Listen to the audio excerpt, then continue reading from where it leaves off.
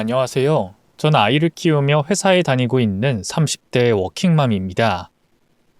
다들 그러는진 모르겠지만 저는 남편과 결혼을 하면서 정말 많은 것을 느꼈는데요. 시골 출신인 제가 서울에 처음 올라왔을 때보다 대학교를 졸업 후 사회인이 됐을 때보다 더 많은 걸 새롭게 느끼게 됐습니다. 뭐라고 할까? 문화 충격이라고 해야 할까요? 그런 비슷한 느낌을 남편을 통해 알게 된 누군가를 보며 느끼게 됐죠. 바로 시어머니 때문이었는데요. 오늘 이야기의 주인공이 제게 정신적으로 큰 충격을 줬던 시어머니가 되겠습니다. 그런데 여기 채널에 그런 분들이 수두룩한 것 같아 제 이야기가 재밌게 들릴진 모르겠네요.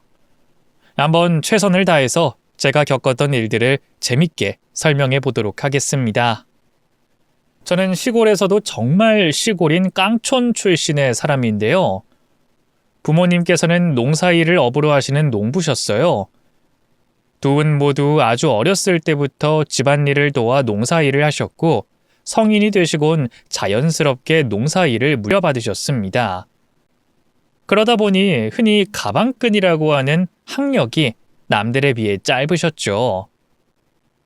물론 짧은 학력으로도 일상을 사는데 모자람은 없었습니다만 부모님 두 분께서는 자식들이 자신의 뒤를 따라오지 않길 바라셨습니다. 항상 하시던 말씀이 하늘만 바라보고 날씨만 걱정하다 자신들처럼 고생은 고생대로 하면서 살면 안 된다며 무슨 일이 있어도 도시에서 자리 잡아야 한다고 말씀하셨죠. 그래서 넉넉하지 않은 형편인데도 불구하고 빚을 내가면서까지 자식들 공부하는 데 지원을 아끼지 않으셨습니다. 부모님의 마음과 희생을 잘 알고 있었던 우리 삼남매는 항상 서로가 서로의 학업에 도움을 주면서 이끌어줬고 한 명도 빠짐없이 열심히 공부를 했습니다. 그런 부모님의 희생과 지원, 또 남매들 간의 도움으로 우리 삼남매는 차례차례 서울에 있는 대학에 진학할 수 있었어요. 그리고 큰오빠를 시작으로 대학에 들어간 후에는 생활비와 등록금을 스스로 해결했죠. 자식이 셋이나 있었으니 막내인 저까지 대학을 졸업하려면 돈이 이만저만 드는 게 아니었습니다. 그래서 우리 남매들 모두 학기 중에도 아르바이트와 과외를 하면서 필요한 돈을 벌었고 남매들 중 누군가 돈이 필요할 때 서로를 도와주면서 최대한 부모님의 금전적인 지원을 받지 않으려고 했어요. 그리고 그런 습관은 대학 졸업과 회사 취직, 결혼을 할 때까지 이어졌습니다. 오빠와 언니 모두 양가 부모님들의 지원을 받지 않고 결혼을 했었죠. 그러다 보니 저도 당연히 부모님 도움 없이 제 힘으로 식을 올려야 한다고 생각했습니다. 더군다나 막내였던 저는 오빠 언니에게 도움을 가장 많이 받아서 대학교 때도 회사에 다닐 때도 우리 삼남매 중 가장 주머니 사정이 넉넉했어요. 그렇게 오빠 언니의 사랑을 듬뿍 받아 고생도 덜하고 돈도 더 빨리 모을 수 있었기 때문에 결혼식부터 신혼집까지 모두 제 남편 될 사람과 해결해야 한다고 생각했죠. 물론 이것도 저와 결혼할 배우자 생각이 같았을 때 가능한 이야기였습니다만 운 좋게도 그런 남자친구를 만나게 됐죠. 처음 만났을 때부터 서로를 운명의 상대로 알아봤던 우리는 연애 초기 때부터 결혼 자금을 모았습니다. 그리고 우리가 계획한 만큼의 결혼 자금을 모았을 때 결혼을 준비하게 됐죠. 그때 처음으로 뵙게 됐어요. 문제의 시어머니를 말이죠. 시모아는 첫 만남에서부터 삐걱거리기 시작했습니다. 절 반기시는 시아버님과 달리 저희 친정 부모님의 출신과 학력 때문인지 시모는 노골적으로 제게 부정적인 태도를 보였거든요. 나는 우리 준현이가 하도 칭찬하길래 얼마나 대단한 아이인가 했더니 상대적인 이야기였구나. 하기야 그런 시골 촌구석에서 서울에 있는 대학 다니고 회사까지 들어갔으니 대단하게 보이긴 하겠지. 아까 하는 말 들어보니까 부모님께서 농사 짓고 계신다고? 밭은 크게 하시니? 아니면 하우스를 크게 하시나? 밭일 하시는데 가지고 계신 땅이 그렇게 크진 않습니다. 거기 지역 자체가 워낙 작은 곳이라서요. 그래? 그럼 혹시 너희가 결혼하면 우리 준현이가 너네 부모님께 생활비를 보태주고 그래야 하니? 아니요, 그 정도 형편은 아니시고요. 밭일 말고도 마을에 다른 일도 많아서 그 점은 염려하시지 않으셔도 돼요. 그럼 농사를 완전 작게 하는구나. 그것마저 안 되면 자식들한테 손 벌릴 게 뻔하고. 아휴, 이게 무슨... 농사꾼들은 부자인 사람이 많던데.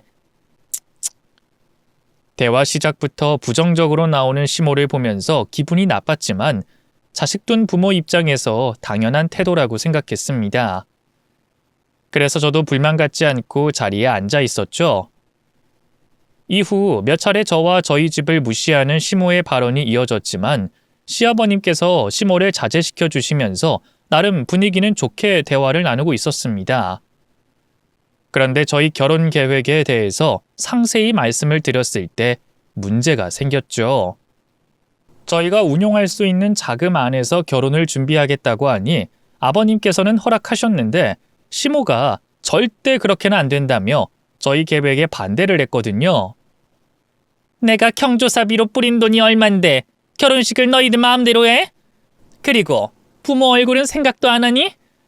그 코딱지만한 돈으로 식장 잡아봐야 얼마나 큰 걸 잡고 집은 뭘 구해? 결혼식장은 무조건 크고 강남으로. 집은 우리가 도와줄 테니 자가로 시작해라. 이게 내가 양보해 줄 수 있는 최대한이야. 시모는 자존심과 체면을 운운하며 절대 저희 계획대로 맞춰줄 수 없다고 했습니다. 결국 그날은 그렇게 의견이 맞지 않은 채로 시댁을 나와야 했죠. 이후 남편이 시모를 계속해서 설득해봤지만 시모는 자신이 내건 조건을 꺾지 않았어요. 결국 저희가 시모의 뜻을 받아들이고 가지고 있던 돈에서 좀 더 무리를 하게 됐죠. 그렇게 겨우 결혼 허락을 받고 하게 된 상견례 자리 역시 시모의 횡포로 인해 엉망이 됐습니다. 다들 예상하시는 것처럼 시모가 저희 부모님을 무시했거든요. 처음 뵙는 자리지만 제가 너무 놀라서 이 말은 꼭 해야 되겠네요. 전 수희 조부모님께서 오신 줄 알았습니다. 농사 짓느라 힘들다고 하시지만 연세에 비해 너무 얼굴이 상하신 거 아닌가요? 적어도 상견례 전에 관리 좀 받고 오시지. 아유, 네. 저희가 좀 그렇죠. 이 팥일이라는 게 날씨 가려가면서 할 수 있는 일이 아니다 보니 놀라셨다면 죄송하게 됐습니다. 솔직히 좀 기분이 나쁘기도 했거든요. 다른 날도 아니고 상견례 자리에 그런 모습으로 오시니까 우릴 무시하나 싶어서요. 아니면 정말 배움이 짧아서 예의를 차릴 줄 모른다거나. 아유, 여보. 당신 지금 뭐라고 하는 거야? 말이 잘못 나온 것 같은데 얼른 사죄드려.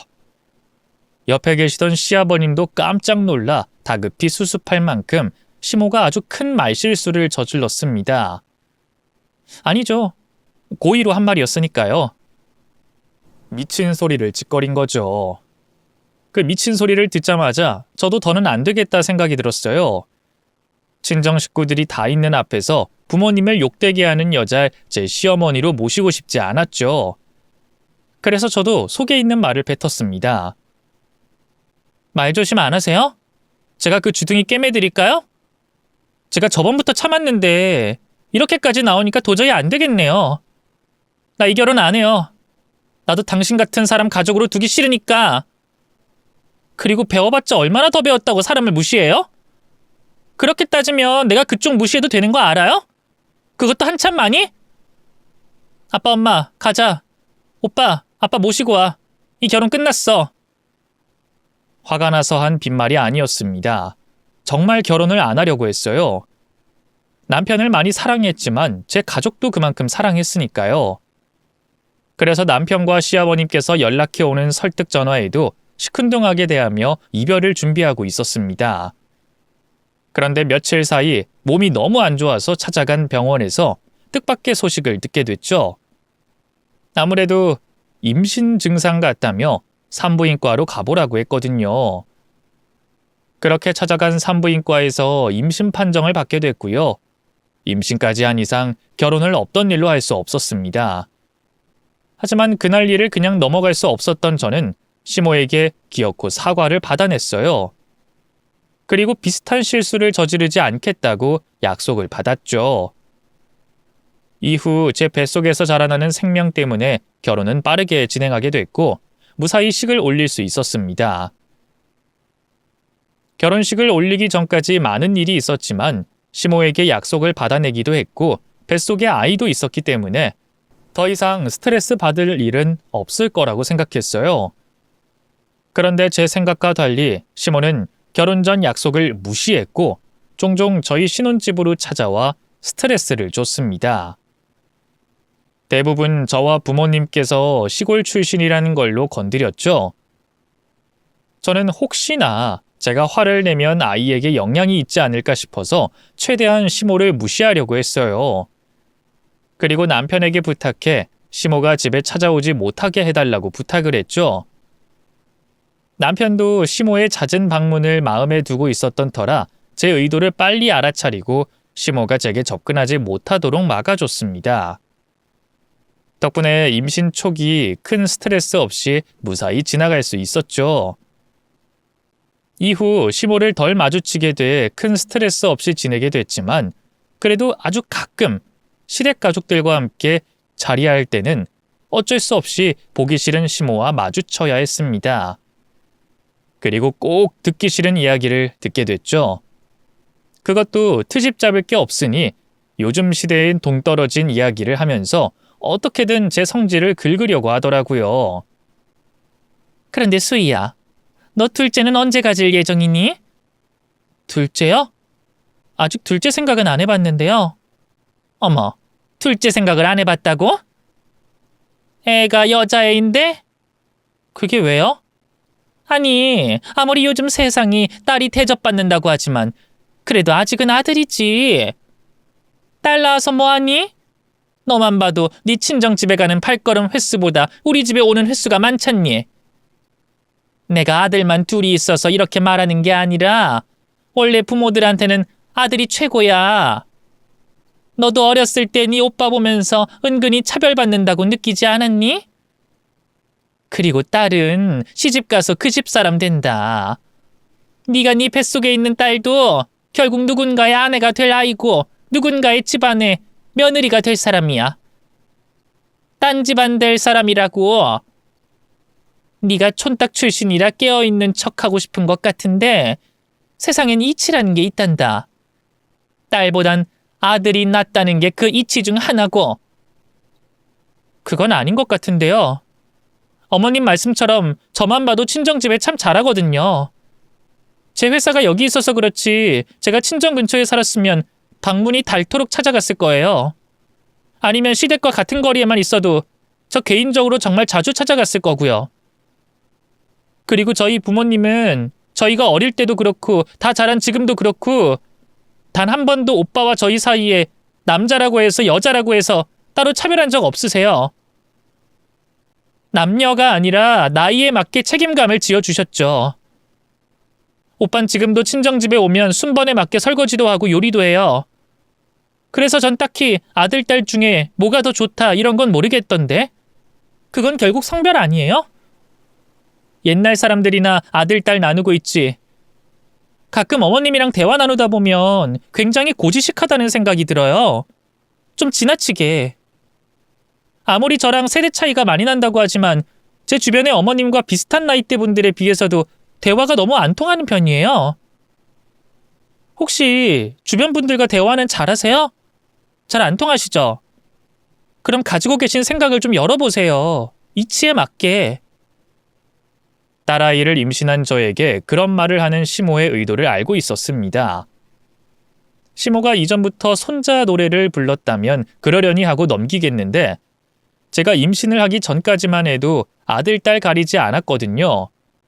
거기다 손녀를 보고 싶다는 전화통화를 들은 적도 있었기 때문에 그날 저에게 한 말이 괜한 트집을 잡기 위함이라는 걸 눈치챘었죠. 그래서 저도 맞받아 쳐줬습니다. 시모는 본전도 못 찾았고요. 그래도 그런 스트레스를 받는 날이 저번 일 때문에 자주 있진 않았어요.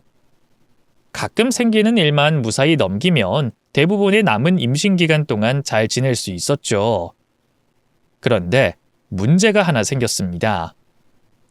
원래 출산 후 산후조리원으로 가려고 했는데 시모가 저희 계획을 알게 된 거예요. 그걸 또 트집 잡고 반대를 했죠. 너희는 돈이 없다면서 그 큰 돈을 쓸데없는 곳에 쓰니? 조리원? 나 때는 그런 것 없이 잘만 애들 키웠어. 그러니까 쓸데없는 데 돈 쓰지 마라. 정보살핌 받고 싶으면 촌에서 할 일 없어 계신 너희 어머니 불러서 산후조리나 받고. 알겠니? 시모의 산후조리 반대는 몇 날 며칠이 돼서도 계속됐습니다. 그러다 마침 저를 보러 서울로 올라오셨던 엄마가 시모 이야기를 듣게 되셨어요. 처음으로 시모의 억지를 듣게 된 엄만 자신이 조리원 비용을 부담하겠다고 했습니다. 그런데도 시모가 조리원은 안 된다며 억지를 부리니까 결국 제 몸조리를 직접 해주시겠다고 말씀하셨죠. 그렇게 친정엄마가 저희 집으로 들어와 제 산후조리를 맡아주었습니다. 비록 과정은 시모 때문에 기분 나쁘고 화가 났었지만 엄마에게 산후조리를 받을 수 있어 딸 은하 돌보는데도 한결 수월했고 저도 엄마와 같이 시간을 보낼 수 있어서 뜻깊었어요. 아이를 낳고 나면 부모의 마음을 조금은 알게 된다고 하던데 그 말이 딱 맞더라고요. 은하를 낳고 엄마의 마음을 10분의 1 정도는 알게 된 것 같았죠. 그래서 하루 종일 엄마와 같이 있는 그 시간이 너무 좋았어요. 또 저희 엄마가 있는 동안 사위 노릇을 톡톡히 해주려고 하는 남편 덕분에 더 좋은 시간이 됐고요. 그런데 그 평화롭고 행복한 시간을 또 그 사람이 망쳐놨죠. 이번에도 시모였습니다. 시모는 어느 날 갑자기 저희 집으로 쳐들어와서는 앞으로 저희 집에서 지내겠다고 폭탄 발언을 했어요. 시아버님과 부부싸움을 했다는 이유에서 말이죠. 말도 안 되는 행동이었습니다. 출산한 지 얼마 안 된 산모와 갓난아기, 그리고 산후조리를 해주고 있는 친정엄마가 있는 집에 시모까지 들어와서 생활할 공간은 없었으니까요. 거기다 방도 2개뿐이어서 시모가 들어오면 거실에서 생활해야 했어요. 그러면 집안 누구 하나 마음 편할 사람이 없었죠. 그런데 그때부터 시모가 황당한 소리를 해왔습니다. 무조건 이 집에서 지내겠다고 말하면서 말이죠. 어머니, 보시다시피 지금 집에 어머니가 지낼 공간이 없어요. 이러지 마시고 준혁이네 가세요. 준혁이네 가려면 KTX 타고 가야 하잖니. 그리고 걔네 집 오피스텔이라 방도 하나고. 나 여기서 지낼 거다. 그리고 공간이 왜 없어? 내가 저 방 쓰면 되는데. 그 방은 지금 장모님께서 쓰고 계세요. 그러지 마시고 집에 돌아가세요. 싫다니까. 그리고 이 집 구할 때 사돈이 돈 얼마나 보태줬니? 이 집 명의는 너희 거지만 실질적으로 판은 우리 거다. 우리 돈이 판이나 들어갔다고. 그런데 내가 거실이나 주방 방바닥에서 자야 되겠니? 어머니, 여기서 돈 이야기가 왜 나와요? 그리고 저희가 이 집 사겠다고 해서 샀어요? 저희는 대출 이자 때문에 지금도 이 집이 부담된다고요. 이 집 결국 어머니 자존심 때문에 산 거 아니에요? 주변 분들에게 자랑하려고. 또 장모님께서 먼저 저희 집에 오셔서 생활 중이시잖아요. 그것도 수의 산후조리에 은하까지 봐주고 계시는데 이것도 어머니가 조리원 못 들어가게 해서 생긴 일이고요. 제발 억지 좀 그만 부리시고 집으로 가세요. 그럼 내가 이제부터 네 처 산후조리 해주마. 은하채도 내가 돌보고. 그럼 이제 된 거냐? 응? 마음에 없는 소리 좀 하지 마세요. 제발 상황 좀 악화시키지 마시라고요. 아이고 이서방, 그러지 말게. 내가 거실에서 자면 돼. 나는 촌에서만 지내서 그런지 방에 있으면 답답하기도 해서 창 넓은 거실이 편해. 또 좀 둔해서 눈만 붙이면 어디든 잘 자고. 그리고 은하 새벽에 깨면 방에서 나오는 것보다 거실이 가깝기도 하고. 일찍 일어나는 게 몸에 배서 자네 출근할 때도 조심할 필요 없고 내가 거실에서 지내는 게 여러모로 나을 듯하네. 사돈, 제가 짐 옮길 테니까 저 방에 짐 풀고 생활하시죠. 네, 이해해 주신다니 감사하네요. 준현아 봐라. 사돈이 괜찮다고 하잖니? 어처구니가 없게도 시모가 친정엄마가 생활하고 있는 방을 뺏었습니다. 아무것도 하는 것 없는 시모가 말이죠. 화를 내고 싶었지만 친정엄마가 시어머니 되는 사람에게 대든다고 할까봐 앞에서 아무 말도 할 수 없었습니다. 그래서 남편에게 시모를 돌려보내자고 말했죠. 시모가 방을 뺏어서 보내자고 했던 것만은 아니었습니다. 분명 시모가 저희와 같이 생활하면 엄마를 무시하거나 건들 확률이 높다고 생각해서 보내자고 했던 거죠. 남편도 같은 생각이었기 때문에 시모가 있는 방 안으로 들어가 몇 시간 동안 설득을 해봤지만 소용이 없었죠. 그래서 차선책을 생각했습니다. 엄마에게 집으로 내려가라고 권한 거죠. 엄마, 여기서 불편하게 있지 말고 그냥 내려가. 아까 들었지? 시어머니가 나 보살펴 준다고. 여차하면 조리원으로 들어가도 되니까 엄마 그만 고생하고 내려가. 엄마 걱정은 하지도 말어. 나야 내 새끼 잘 돌보기만 하면 되니까. 다른 건 눈에도 귀에도 들어오지 않어. 불편한 것도 모르겠고. 엄마 걱정하지 말고 얼른 네 몸이나 추스르자. 엄만 제가 몸조리 다 하는 걸 보고 내려가시겠다고 했습니다. 원래도 출산한 딸 걱정에 발걸음이 떨어지지 않는데 시모까지 한 집에 있었으니 더 발걸음이 떨어지지 않았고 절 보호해 주시겠다고 곁에 계셨던 거죠. 그렇게 시모와 친정 엄마까지 함께하는 생활이 시작됐습니다. 이후 제 예상처럼 틈이 날 때마다 시모는 엄마를 건드렸어요. 그래서 저와 남편이 시모와 자주 다툼을 벌이게 됐죠. 그러다 출산한 몸이 어느 정도 회복돼 몸조리를 맞춰가던 때였습니다. 제가 출산하고 난 이후 처음으로 외식을 할 수 있는 기회가 생겼었죠. 그것도 시모를 빼놓고 엄마와 남편 그리고 딸아이 이렇게 네 식구끼리만 즐거운 시간을 보낼 수 있는 흔치 않은 기회였어요. 어떻게 된 일인가 하면 그날 시모가 약속이 있다며 아침 일찍부터 다음 날까지 집에 들어오지 않는다고 했거든요.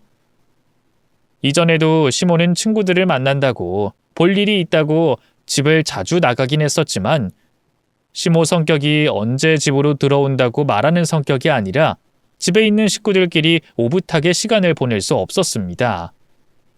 거기다 자기한테 연락하지 않고 우리들끼리 음식을 시켜 먹었다며 난리가 난 적이 있었기 때문에 더더욱 시간을 내는 게 힘들었죠. 그렇게 오랜만에 기분 좋은 외출로 한껏 기분이 들떴던 저는 예쁘게 단장을 했고 시모를 제외한 가족들과 함께 외출을 하게 됐습니다. 아침 식사는 하고 나왔던 터라 우선 간단한 카페에서 음료를 마시며 가족들과 이런저런 대화를 나눴죠. 그리고 근처 아이와 함께 갈 식당을 검색해 그곳으로 가려고 했었어요. 그런데 그때 친정엄마가 딸아이를 데리고 집으로 돌아가겠다고 하는 겁니다. 엄마, 은하 나한테 주고 여기 내 핸드폰이랑 식당 가서 뭐 먹을 건지 골라봐. 오늘 우리 오랜만에 기분 내는 거니까 가격 생각하지 말고 그냥 보기에 먹고 싶은 걸로 골라. 아니야, 난 됐으니까 너희끼리 먹고 와. 엄마는 은하 데리고 집으로 가볼게. 뭐? 집으로 간다고? 왜? 어디 아파? 엄마가 아플 게 뭐가 있어? 그게 아니라 너희 부부끼리 오붓하게 시간 가지라는 소리지. 사돈도 그렇고 엄마도 그렇고 너희 집에 있어서 많이 불편했을 거 아니야. 거기다 출산하고 나서 이렇게 마음 편히 데이트하는 것도 거의 처음 아니여? 그러니까 이 귀한 시간 두 사람만을 위해서 보내라는 거지. 나는 겸사겸사 우리 손녀 은하한테 이런 세상도 있다고 보여주려고 나온 거야. 나는 나 같은 촌사람이 이 시간에 여유롭게 이 비싼 곳에 와서 커피 마신 걸로 만족해. 그러니까 엄마 신경 쓰지 말고 둘이 재밌는 시간 보내고 와. 냉장고에 네가 유축한 냉동 모유도 넉넉하니까 은하 걱정하지 말고. 엄마, 그러지 말고 가자. 다 같이 좋자고 온 건데 엄마랑 은하가 빠지면 어떡해. 그리고 서울 올라와서 나 산후조리 해주느라 또 시어머니 눈치 보느라 고생만 했잖아. 오늘도 내가 밖에서 처음으로 밥 사는 건데 그냥 같이 있어. 우린 또 나가면 되는데. 아니요. 난 이걸로 충분해. 그리고 엄마가 고생은 무슨 고생했다고 그러니? 너 산후조리 하는 동안 옛날 너 키울 때로 돌아간 것 같아서 얼마나 좋았다고. 그리고 이서방이 너 몰래 사돈 몰래 이것저것 잘해줬어. 그 정도면 내가 서울 올라와서 되려 호강 누린 거지. 그러니까 오늘은 부부끼리 좋은 시간 보내. 알겠지? 이서방, 오늘 우리 수희 부탁하네. 은하는 내가 잘 보살필 테니까 걱정하지 말고 오래오래 재밌게 놀다 와. 엄마는 서울로 올라와 처음으로 저와 함께 여유로운 시간을 보낼 수 있는 그 시간마저도 저와 남편을 위해 양보해줬습니다. 딸로서, 사위로서 미안한 마음에 엄마를 붙잡아도 봤지만 엄마는 괜찮다며 은하를 데리고 집으로 돌아가셨죠. 괜히 더 죄송했어요. 이럴 줄 알았으면 밖으로 나오지 말고 엄마도 즐길 수 있게 집에서 다 같이 시간을 보낼 걸 후회를 했죠. 그런데 또 엄마랑 같이 집으로 돌아가겠다고 고집을 부릴 수가 없었습니다. 친정엄마가 어떤 마음으로 저희 두 사람에게 데이트할 시간을 만들어줬는지 알았으니까요. 엄만 처음부터 자신이 집에 있겠다고 하면 저와 남편이 밖으로 나가지 않을 걸 알고 카페까지 따라왔을 겁니다. 그래서 저희가 눈치채지 못하게 예쁘게 꾸미고 같이 나온 다음 저희 두 사람이 다음 일정에 대해서 계획을 세웠을 때 은하와 함께 집으로 돌아가겠다고 한 거죠. 자기 일 따라 집으로 오지 말라고, 밖에서 좋은 시간을 보내라고 신신당부를 하면서 말이에요.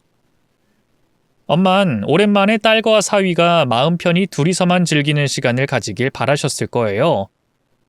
그 마음을 알았기 때문에 멀어져가는 엄마 뒤를 따라갈 수 없었죠. 이 상황에서 엄마를 위한 행동은 엄마 바람대로 남편과 즐거운 시간을 보내고 집으로 돌아가는 거였습니다. 남편도 엄마의 마음을 알고 있었어요.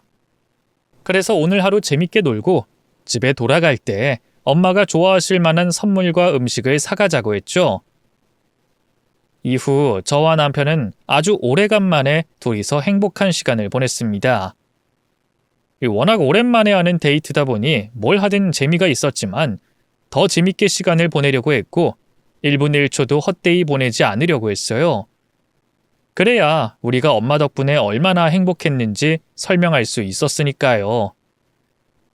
그렇게 한창 남편과 즐거운 시간을 보내고 있던 중이었는데 갑자기 엄마에게 전화가 걸려왔어요. 전 엄마가 확인차 전화했다고 생각했습니다. 저희 부부가 엄마에게 미안해하지 않고 잘 놀고 있는지 확인하는 전화라고 생각했죠. 그래서 엄마가 걱정하지 않게 최대한 밝게 전화를 받았는데 전화를 받자마자 엄마 첫마디가 이상했어요. 응, 엄마. 집엔 잘 들어갔어?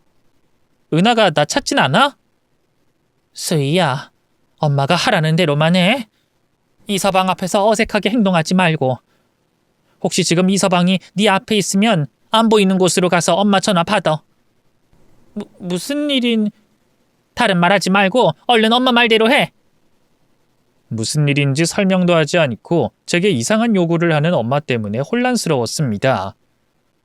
엄마가 왜 이러는 건가 싶어서 걱정도 되고 무섭기도 했죠. 우선은 엄마가 말하는 대로 따르기로 했어요. 남편에게 아무렇지 않은 척하고 밖으로 나가 통화를 이어갔죠. 엄마, 도대체 무슨 일인데 그래? 왜 그러는 건데? 이서방 집에 못 오게 할 수 있겠어? 갑자기 그게 무슨 말이야? 엄마, 아까부터 왜 계속 그 일 가지고 그래? 그리고 무슨 일인지 말을 해줘야 나도 대답을 하지. 아유, 그러니까 그게... 내가 집에 왔더니... 이걸 내 입으로 어떻게 말해? 딸, 우선 이서방 몰래 지금 당장 집으로 와. 다른 거 묻지 말고 우선 집으로 와서 말해. 그리고 절대 이서방은 데리고 오면 안 돼. 무슨 일이 있어도 이서방은 못 오게 해. 거짓말을 하든 어딜 다른 곳에 보내든 간에 이서방은 두고 너만 빨리 집으로 와. 얼른. 엄마와 이야기를 하면 할수록 이상했어요. 무슨 말을 꺼내려고 하다가 말고는 끝까지 제 물음에 대답을 해주지 않고 남편을 두고 집으로 들어오라는 말만 했죠. 처음 보는 엄마의 어색한 모습이 너무나도 이상했지만 다른 사람도 아니고 우리 엄마라서 이해가 되지 않는 그 요구사항을 믿고 따라야겠다는 생각을 했습니다. 어떤 부모나 마찬가지겠지만 특히 저희 친정엄마는 평생 자식들에게 해가 되는 행동을 조금도 하지 않는 분이었으니까요. 그래서 그 말을 따르기로 했죠. 그런데 지금 당장 남편에게 무슨 핑계를 대고 저 혼자서 집에 갈 수 있냐 싶었습니다. 친정엄마가 한 말을 남편에게 그대로 할 수도 없었고 저 혼자서 어딜 간다고 하고 헤어져도 남편이 집으로 돌아갈지 몰랐으니까요. 여유 시간이 있었으면 생각을 좀 더 해봤을 텐데 그 정도 여유는 없어서 배탈이 난 것 같다며 화장실을 갔다 온다는 말을 하고 무작정 밖으로 나갔습니다.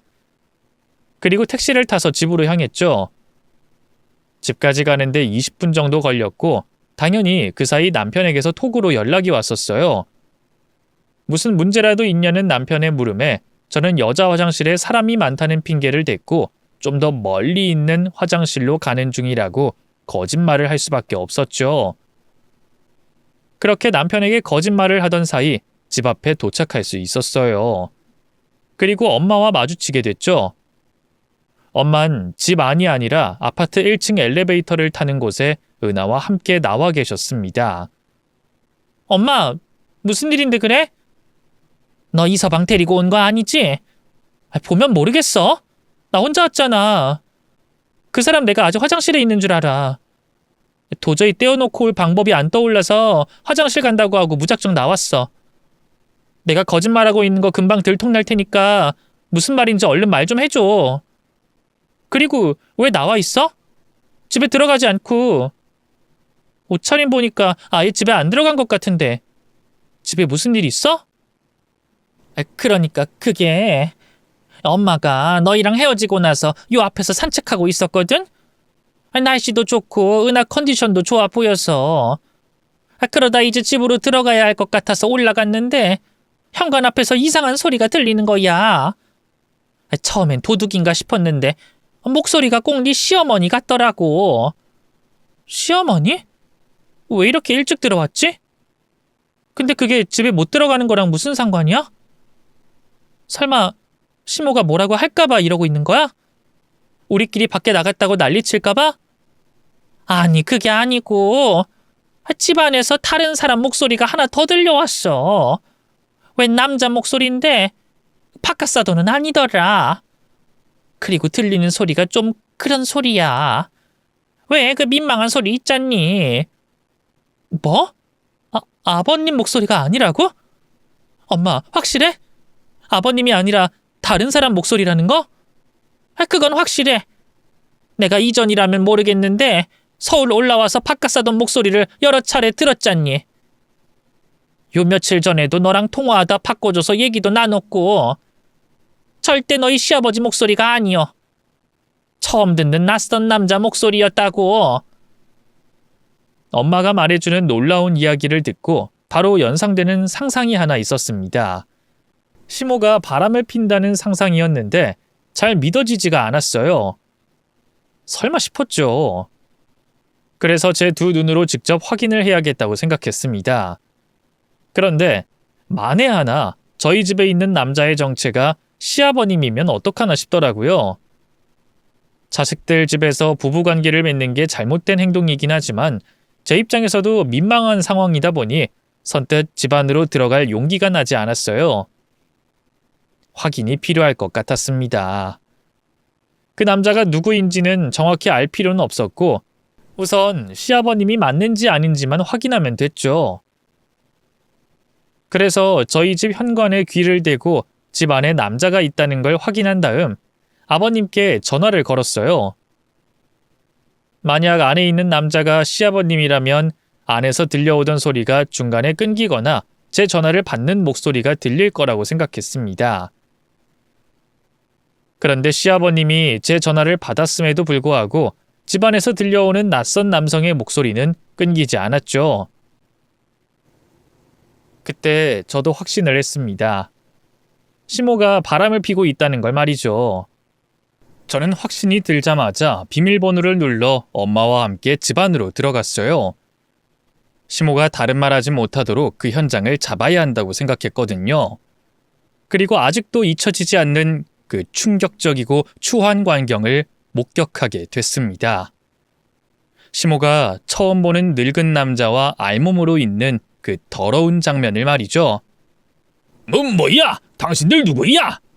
어머, 너 지금 뭐 하는 거야? 얼른 안 나가? 어머님, 지금 저희 집에서 뭐 하시는 거예요? 그리고 뭐? 당신들 누구야? 아저씨야말로 누군데 남의 집에 들어와서 빨가벗고 있어요? 미친 변태 새끼 주제, 어디서 적반하장으로 나와? 아저씨 그 상태 그대로 있어요. 내가 경찰서에 무단 침입이랑 성범죄로 신고할 테니까. 뭐? 미친 변태 새끼? 이게 어디서 나이도 어린 게? 자기야. 아니, 성철 씨. 그러지 말고 우선 나가요. 여긴 내가 알아서 정리할 테니. 예수이야, 내가 다 설명하마. 그러니까 이 사람은 그냥 보내줘, 응? 그건 안 되죠. 어머님과 어떤 관계인지 모르겠지만 남의 집에 마음대로 들어와서 저러고 있는 게 범죄가 아니고 뭐예요? 거기다 미친 변태 새끼가 범죄 저질러 놓고 적반하장으로 나오는데 지금도 보세요. 잘못했으면 잘못했다고 빌 것이지 나이 많이 처먹은 게 무슨 자랑이라고 나이를 따지고 있어? 야, 나 너보다 어려. 한참 어려서 아마 네 딸뻘은 되겠다. 근데 딸뻘 앞에서 이러고 있는 건 안 부끄럽냐? 안 부끄러워서 큰 소리 뻥뻥 치는 거야? 너 내가 콩밥 제대로 먹여줄게. 그러니까 어디 그 상태 그대로 뻗대고 있어봐. 아이고 수희야, 제발 날 봐서라도 저 사람은 그냥 보내줘라. 내가 다 설명하고 저 사람 목까지 빌 테니까. 그리고 내가 저 사람 여기로 데리고 온 거다. 저 사람은 그냥 내가 오자고 하니까 따라온 거라고. 내가 잘못한 거야. 그러니까 제발. 성철 씨도 그러고 있지 말고 실수한 일에 사과해요. 지금 자존심 세울 때가 아니라니까요. 그제야 문제의 심각성을 알아차린 시모의 상간남은 제게 잘못했다며 사과를 해왔습니다. 하지만 저는 그 인간을 용서해줄 생각이 없었어요. 시모 일과는 별개로 저희 집에 무단으로 침입해 더러운 행위를 한 것에 대해 처벌하고 싶었죠. 그런데 제가 방심한 사이 그 남자가 팬티만 입은 채로 옷을 들고 도망을 쳤습니다. 붙잡을 기회가 있었는데 시모가 제 다리를 부여잡는 바람에 놓치고 말았죠. 엄마는 은하를 안고 있어서 도망가는 상간남을 붙잡을 수 없었고요. 비록 제가 방심해 상간남을 놓치게 됐지만 시모에게 이번 일만큼은 잘못을 확실히 물으려고 했습니다. 제 집에 외간 남자를 데려온 잘못을 묻는 게 아니라 시아버님을 두고 바람을 피운 그 잘못에 대해서 물으려고 했죠. 제 발목 잡아서 저 사람 놓쳤다고 제가 봤던 일이 어머님이 해온 짓이 없었던 일로 될 것 같으세요? 그리고 도대체 무슨 생각으로 저희 집에서 이런 해괴망측한 짓을 벌일 생각을 하셨어요? 제가 불륜 현장 잡게 돼서 다행이긴 한데 길거리에 널리고 널린 숙박업소 두고 왜 저희 집에서... 도대체 왜 그러신 거예요? 그리고 아버님 몰래 바람 피운 거 인정하시죠? 현장에서 붙잡히셨는데 거짓말하지 마시고 솔직하게 다 말하세요. 미안하다. 내가 네 얼굴 볼 면목이 없구나. 네 말대로 현장에서 들켰는데 내가 어떻게 거짓말을 하겠니? 솔직하게 다 말아마. 대신에 네 시아버지께는 비밀로 해다오. 내가 너한테 들킨 마당에 그 사람과 또 만남을 가지려고 하겠니? 오늘 너한테 솔직하게 다 말하고 그 사람과는 더 이상 만나지 않을 테니까 알겠지? 내가 그 사람 만나게 된 건 딱 1년 전쯤이야. 너랑 준현이 결혼식에서 보게 됐지. 사실 그 사람과는 안면이 있었어. 예전에 네 시아버지와 같이 배드민턴 모임할 때 같이 운동하던 사람이었거든. 그때는 그 사람을 개인적으로 절대 만난 적 없었다. 네 시아버지가 옆에 계시기도 했고 나도 그 사람에게 마음이 없었고 그냥 동호회 모임에 속한 한 사람일 뿐이었지. 그런데 그 사람만 일방적으로 내게 감정이 있었다고 하더구나. 그것도 너희 결혼식 이후에 만나게 되면서 알게 됐고. 어쨌든 예전 동호회 모임을 인연으로 너희 결혼식장에 그 사람이 찾아왔고 그날 어쩌다 보니 연락처를 교환하게 됐어. 나도 지금 이렇게 되니까 그때 왜 그랬는지 이해가 안 가는데 그 당시에는 네 시아버지 말고 다른 남자와 연락하는 게 뭔가 설렜고 스릴도 있더구나. 그래서 그 남자 연락이 계속 답했었어. 나도 만남까진 가지지 않으려고 했었어. 근데 계속 연락 주고받다 보니까 또 너희와 지내면서 생기는 갈등을 그 사람이 내 편 들어주다 보니까 이 공감대라고 해야 할지 호감이라고 해야 할지 모르겠는 그런 감정이 생기더구나. 그래서 딱 한 번 그 남자가 만나자는 요청에 친구로서 나가겠다고 결심하고 나갔는데 그날 어쩌다 보니 잠자리까지 가지게 된 거야. 그리고 이제까지 만남을 이어온 거고. 또 오늘 너희 집에 이런 일이 있었던 건 내가 놓고 온 물건이 있어서 집으로 돌아가다가 너희가 네 시어머니 모시고 밖에 가는 걸 봤기 때문이야. 그래서 집에 사람이 없을 거란 걸 알고 내가 그 사람 보고 올라가자고 했어. 들킬 수도 있는 낯선 곳에서 그 사람과 같이 있는 게 스릴 있게 느껴져서 그만. 아니, 내가 잘못한 거지. 오늘 일 말고도 모두 내가 잘못한 거야. 내가 이제 와서 생각해보니까 방금 전까지 내가 정말 미쳤었던 것 같다. 내가 정신 나갔었어. 그런데 나 앞으로 절대 그 사람과 만나지 않을 거다. 너한테 들키고 나서 정신이 번쩍 들었어. 내가 누구의 아내인지 누구의 엄마와 시어머니인지 다시 한번 깨닫게 됐다고. 그리고 나 자신이 너무 부끄러웠고. 나 정말 반성 많이 하고 있고 다시는 같은 죄 반복하지 않을 테니 네 시아버지와 남편한테만 제발 비밀로 해다오. 응? 시모는 제게 불륜 현장을 들켜서 그런지 모든 걸 솔직하게 털어놓고 용서를 빌어왔습니다. 그리고 오늘 보고 듣게 된 일에 대해서 남편과 시아버님께 비밀로 해달라고 했죠.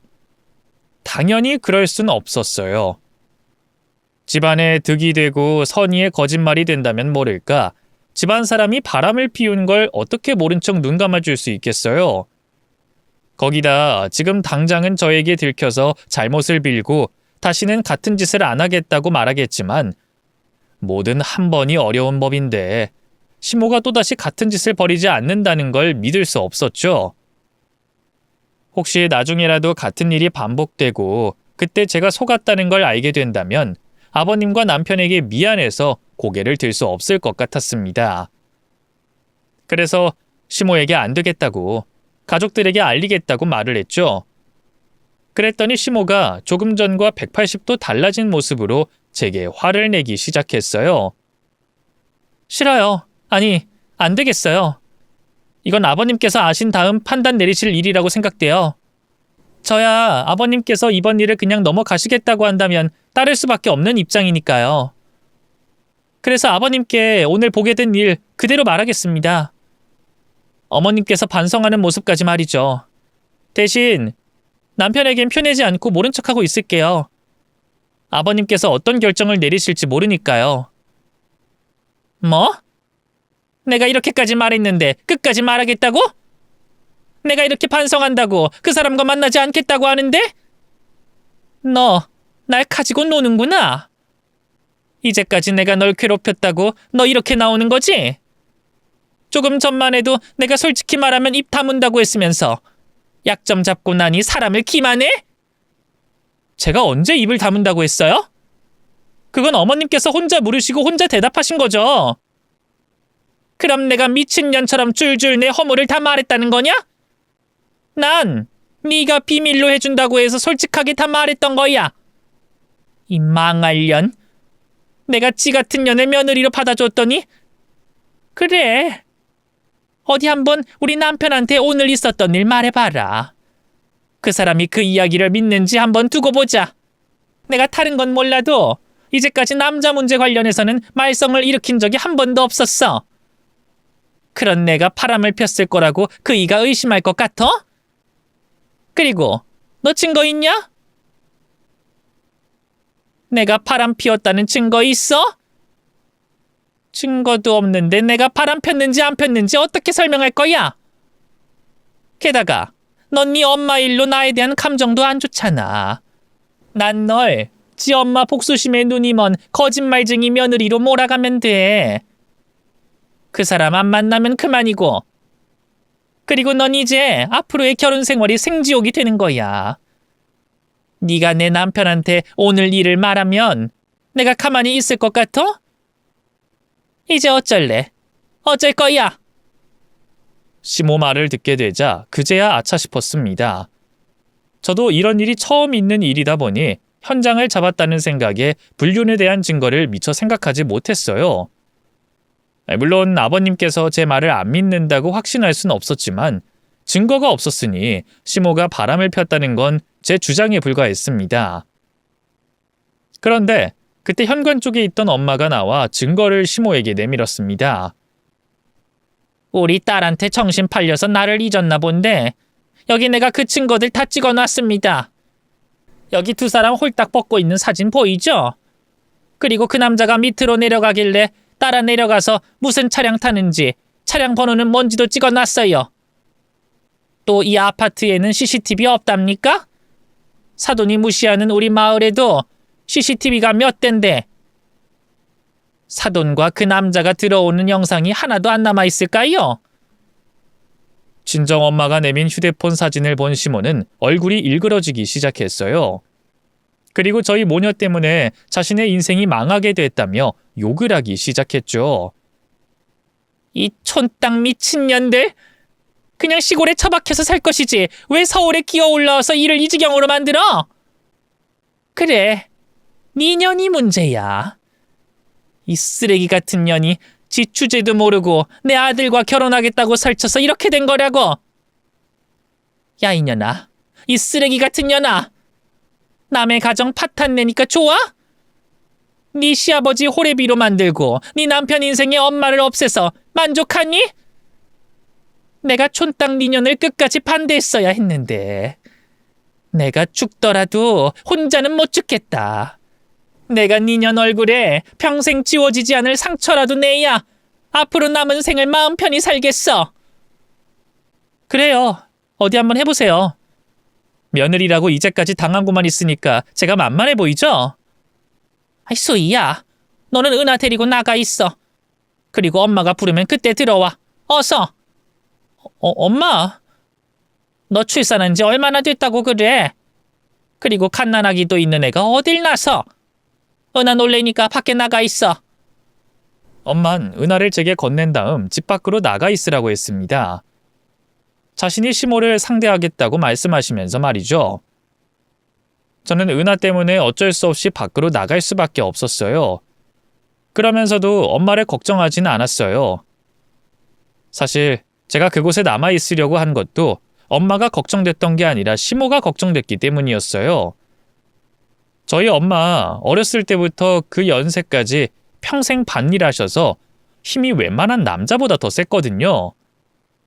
그래서 제가 흥분한 엄마를 말려야 할 것 같아 남아 있으려고 했던 건데 은하 때문에 어쩔 수가 없었죠. 저 말고 누군가는 엄마를 말려줄 사람이 필요하다 싶었던 저는 남편을 부르기로 했습니다. 어차피 이렇게까지 된 마당에 더 이상 시모의 불륜을 숨길 수 없다고 생각했으니까요. 제 전화를 받은 남편은 이제까지 연락이 안 됐던 저 때문에 화가 많이 난 상태였습니다. 그래서 쏘아붙이듯 화를 내는 말을 겨우 끊고 집으로 빨리 와달라고 했죠. 잠깐만 여보, 그건 내가 다 설명할 테니까 우선 집으로 빨리 와. 당신 어머니 우리 엄마한테 맞아 죽을지도 몰라. 나 은하 때문에 아무것도 못하니까 당신이 와서 우리 엄마 좀 말려줘. 뭐? 뭐라고? 어머니가 왜 장모님께 죽어? 지금 무슨 말 하는 거야?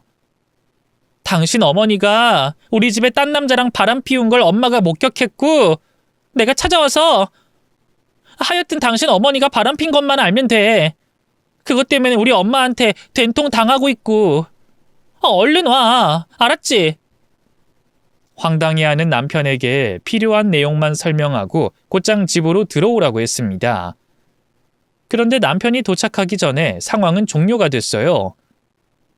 집 안쪽에서 소란스러운 소리와 시모의 괴성이 더 이상 들리지 않길래 문을 열어 확인해 보니 엉망이 된 시모가 거실장에 엎드려 있다시피 기대어 있었습니다. 제가 생각한 것보다 더 금방 일이 끝났던 거죠.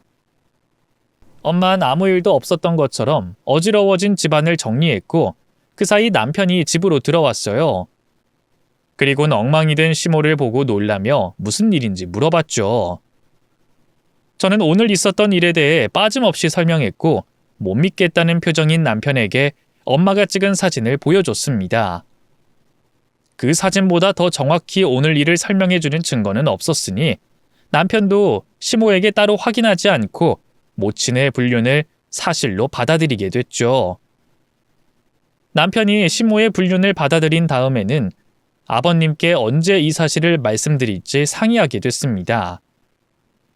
상의한 결과 우리가 판단할 문제가 아니었으니 아버님께 그날 바로 말씀을 드리자고 결정이 났죠.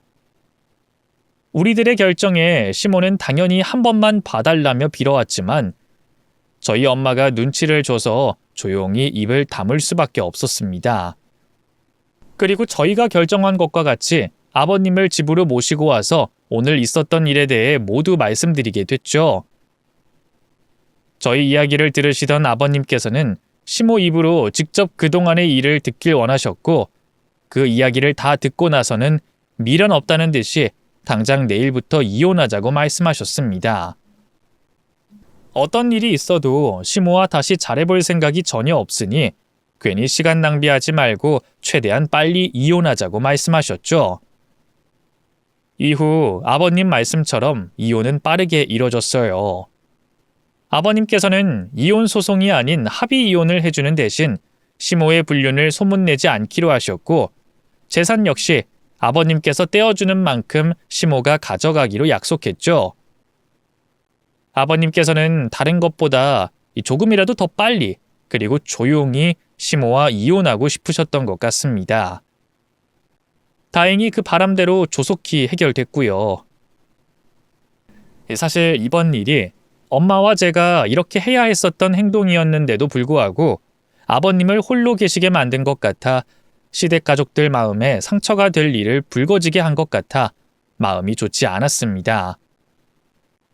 다들 저에게 옳은 행동을 한 거라고 위로를 해주는데도 말이죠. 그럴 때마다 제 버릇 고치지 못했을 시모로 인해 가족들이 더 큰 상처를 받았을 걸 생각하면서 저 스스로도 옳은 행동을 한 거라고 마음을 굳게 먹고 있어요. 또 가족들에게 시모의 빈자리를 제가 대신 채워주려고 노력 중이고요. 덕분에 시댁 가족들과 더 자주 만남을 가지면서 가까워진 것 같아 그 점은 긍정적인 변화라고 생각하고 있어요. 또 저 개인적으로는 눈에 가시였던 시모가 사라져서 평범하지만 행복한 일상을 보낼 수 있게 돼 만족하고 있습니다. 이렇게 된 건 옳은 판단을 내린 아버님의 결정 덕분도 있었지만 그 전에 시모의 불륜을 확인하고 나중엔 증거 확보와 시모를 제압까지 해준 우리 친정엄마 덕분에 갖게 된 행복이라고 생각하고 있어요. 그러니까 제가 엄마께 효도해야 하는 이유가 하나 더 늘게 된 거죠. 이제까지도 부모님께 잘해왔지만 앞으로는 더 잘하려고 해요. 시모 일을 겪으면서 이 세상에 참 희한한 부모도 있다는 걸 알게 됐으니까요. 그럼 저는 여기서 글을 이만 마치고 제가 사연을 적게 된 걸 엄마에게 얘기하러 가봐야겠습니다. 제 사연 끝까지 읽어주셔서 감사하고 다들 안녕히 계세요.